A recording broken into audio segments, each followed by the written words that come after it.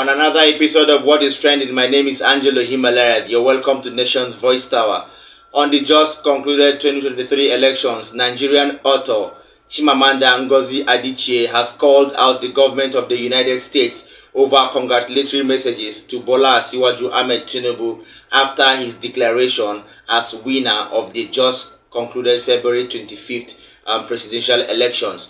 This was made known earlier today when the thespian and the award-winning author wrote a straight letter to President Biden of the U.S. urging him to please withdraw the congratulatory messages to Bola Asiwaju Ahmed Tinibu, as she feels the pains of Nigerians as well as her own pain too as a Nigerian.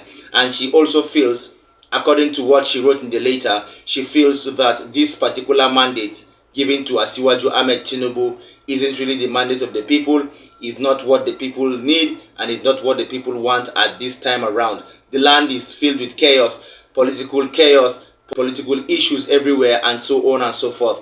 I will allow you to listen to the letter that Chimamanda Adichie wrote straight to President Biden of the US. In this documentary I'm going to show you, she vehemently read this letter crystal clearly, and she made her points known to President Biden. Of course, you will be shocked to know the outcome of this letter. But before we go straight to the point, I would allow you to listen to Chimamanda Adichie read her long letter to President Biden. Dear President Biden, something remarkable happened on the morning of February 25th, the day of the Nigerian presidential election. Many Nigerians went out to vote holding in their hearts a new sense of trust. Cautious trust, but still trust. Since the end of military rule in 1999, Nigerians have had little confidence in elections.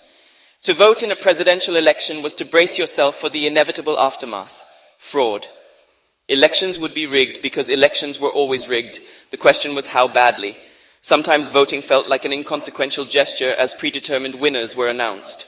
A law passed last year, the 2022 Electoral Act, changed everything. It gave legal backing to the electronic accreditation of voters and the electronic transmission of results in a process determined by the Independent National Electoral Commission, INEC. The chair of the commission, Professor Mahmoud Yakubu, assured Nigerians that votes would be counted in the presence of voters and recorded in a result sheet, and that a photo of the signed sheet would immediately be uploaded to a secure server. When rumors circulated about the commission not keeping its word, Yakubu firmly rebutted them. Nigerians applauded him. If results were uploaded right after voting was concluded, then the ruling party, the All Progressives Congress, APC, which has been in power since 2015, would have no opportunity for manipulation. Technology would redeem Nigerian democracy. Results would no longer feature more votes than voters. Nigerians would no longer have their leaders chosen for them. Elections would finally capture the true voice of the people. And so trust and hope were born. By the evening of February 25th, 2023, that trust had dissipated. Election workers had arrived hours late or without basic election materials. There were reports of violence, of a shooting at a polling unit, and of political operatives stealing or destroying ballot boxes. Some law enforcement officers seemed to have colluded in voter intimidation. In Lagos, a policeman stood idly by as an APC spokesperson threatened members of a particular ethnic group who he believed would vote for the opposition. Most egregious of all, the Electoral Commission reneged on its assurance to Nigerians. The presidential results were not uploaded in real time. Voters, understandably suspicious, reacted. Videos from polling stations show voters shouting that results be uploaded right away. Many took cell phone photos of the result sheets. Curiously, many polling units were able to upload the results of the House and Senate elections, but not the presidential election. A relative who voted in Lagos told me, "We refused to leave the polling unit until the INEC staff uploaded the presidential result. The poor guy kept trying and kept getting an error message. There was no network problem.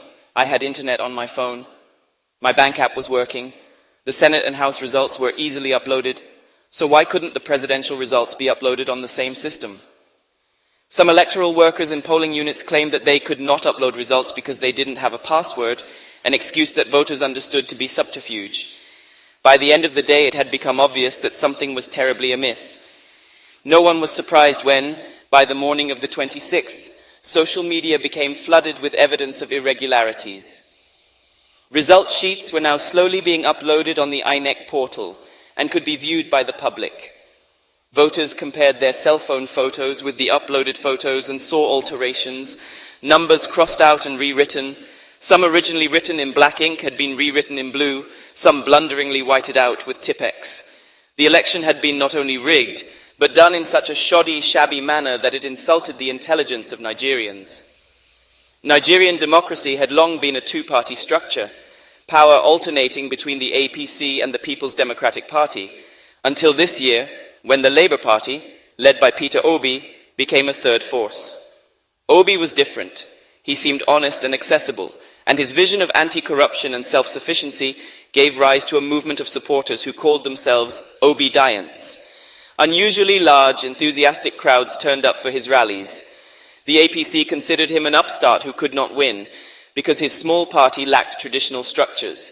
It is ironic that many images of altered result sheets showed votes overwhelmingly being transferred from the Labour Party to the APC.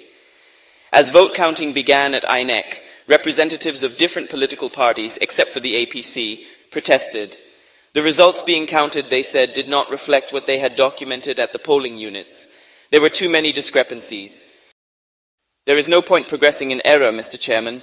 We are racing to nowhere, one party spokesperson said to Yakubu. Let us get it right before we proceed with the collation. But the INEC chair, opaque-faced and lordly, refused. The counting continued swiftly until, at 4:10 a.m. on March 1st, the ruling party's candidate, Bola Tinubu, was announced as president-elect. A subterranean silence reigned across the country. Few people celebrated. Many Nigerians were in shock. Why, my young cousin asked me, did INEC not do what it said it would do? It seemed truly perplexing that, in the context of a closely contested election in a low-trust society, the Electoral Commission would ignore so many glaring red flags in its rush to announce a winner. It had the power to pause vote counting, to investigate irregularities, as it would do in the governorship elections 2 weeks later. Rage is brewing, especially among young people. The discontent, the despair, the tension in the air have not been this palpable in years. How surprising then to see the US State Department congratulate Tinubu on March 1st. We understand that many Nigerians and some of the parties have expressed frustration about the manner in which the process was conducted and the shortcomings of technical elements that were used for the first time in a presidential election cycle, the spokesperson said. And yet the process was described as a competitive election that represents a new period for Nigerian politics and democracy. American intelligence surely cannot be so inept. A little homework, and they would know what is manifestly obvious to me and so many others. The process was imperiled not by technical shortcomings, but by deliberate manipulation. An editorial in the Washington Post echoed the State Department in intent, if not in affect. In an oddly infantilizing tone, as though intended to mollify the simple-minded, we are told that officials have asserted that technical glitches, not sabotage, were the issue, that much good came from the Nigerian elections, which are worth celebrating because, among other things, no one has blocked highways, as happened in Brazil after Jair Bolsonaro lost his re-election bid. We are also told that it is encouraging, first, that the losing candidates are pursuing their claims through the courts, though any casual observer of Nigerian politics would know that courts are the usual recourse after any election. The editorial has the imaginative poverty so characteristic of international coverage of African issues, no reading of the country's mood, no nuance or texture, but its intellectual laziness, unusual in such a rigorous newspaper, is astonishing. Since when does a respected paper unequivocally ascribe to benign malfunction something that may very well be malignant, just because government officials say so? There is a kind of cordial condescension in both the State Department's and the Washington Post's responses to the election. That the bar for what is acceptable has been so lowered can only be read as contempt. I hope, President Biden, that you do not personally share this cordial condescension. You have spoken of the importance of a global community for democracy and the need to stand up for justice and the rule of law. A global community for democracy cannot thrive in the face of apathy from its most powerful member. Why would the United States, which prioritizes the rule of law, endorse a president-elect who has emerged from an unlawful process? Compromised is a ubiquitous word in Nigeria's political landscape. It is used to mean bribed, but also corrupted more generally. They have been compromised, Nigerians will say, to explain so much that is wrong, from infrastructure failures to unpaid pensions. Many believe that the INEC chair has been compromised, but there is no evidence of the astronomical US dollar amounts he is rumored to have received from the president-elect. The extremely wealthy Tinibu is himself known to be an enthusiastic participant in the art of compromising. Some Nigerians call him a drug baron because in 1993, he forfeited to the United States government $460,000 of his income that a Chicago court determined to be proceeds from heroin trafficking. Tinibu has strongly denied all charges of corruption. I hope it will not surprise you, President Biden, if I argue that the American response to the Nigerian election also bears the faint taint of that word, compromised, because it is so removed from the actual situation in Nigeria as to be disingenuous. Has the United States once again decided that what matters in Africa is not democracy, but stability? Perhaps you could tell British Prime Minister Rishi Sunak, who quickly congratulated Tinibu, that an illegitimate government in a country full of frustrated young people does not portend stability. Or is it about that ever-effulgent nemesis, China, as so much of US foreign policy now invariably seems to be? The battle for influence in Africa will not be won by supporting the same undemocratic processes for which China is criticized. This Nigerian election was supposed to be different, and the US response must not be business as usual. The Nigerian youth, long politically quiescent, have awoken. About 70% of Nigerians are under 30, and many voted for the first time in this election. Nigerian politicians exhibit a stupefying ability to tell barefaced lies, so to participate in political life has long required a suspension of conscience. But young people have had enough. They want transparency and truth. They want basic necessities, minimal corruption, competent political leaders, and an environment that can foster their generation's potential. This election is also about the continent. Nigeria is a symbolic crucible of Africa's future, and a transparent election will rouse millions of other young Africans who are watching and who long too for the substance and not the hollow form of democracy.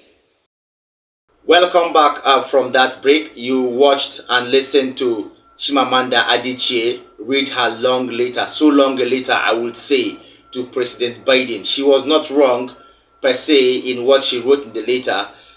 We felt she's portraying and she's actually pushing through the minds of Nigerians, the wailing hearts of Nigerians, and the crying eyes of Nigerians over the just concluded presidential elections. This is coming as no news, as we all know that is no longer news that INEC, the Independent National Electoral Commission, which is supposed to be the umpire over all electoral processes, bypassed their own guidelines during the just concluded 2023 elections. But as a form of reaction, members of the All Progressive Congress Presidential Campaign Council, talking about people like Festus Keyamo and so on and so forth, have come out to call out Chimamanda Adichie for this particular letter she wrote to President Biden of the US. In his words, Keyamo's reply was, as you can see on your screen, he said her letter reflects a kind of pathetic colonial mentality and of course a sort of letter that has no consequential remedy, or it has no legal standing according to Festus Keyamo. So you will know Festus Keyamo for some time now has been on the internet for the wrong reasons. Although we feel he is standing for his party, he is standing for his principle, Bola Asiwaju Ahmed Tinubu. But that doesn't mean the mandate of Nigerians shouldn't be returned to Nigerians as their wish would be. Okay. So in conclusion, we will say that the smoldering disillusionment felt by many Nigerians is not so much because their candidate did not win, but because the election they had dared to trust was in the end so unacceptably and unforgivably flawed. That is that for that particular update. If you are an incoming subscriber, make sure you always tap the subscribe button. If you are an already existing subscriber, make sure you like, share, and also drop a comment for us in the comment section. These activities or these operations are the criteria YouTube uses to make our videos go viral to people in Nigeria and in diaspora. From us here, we're drawing the curtain. See you in our next video.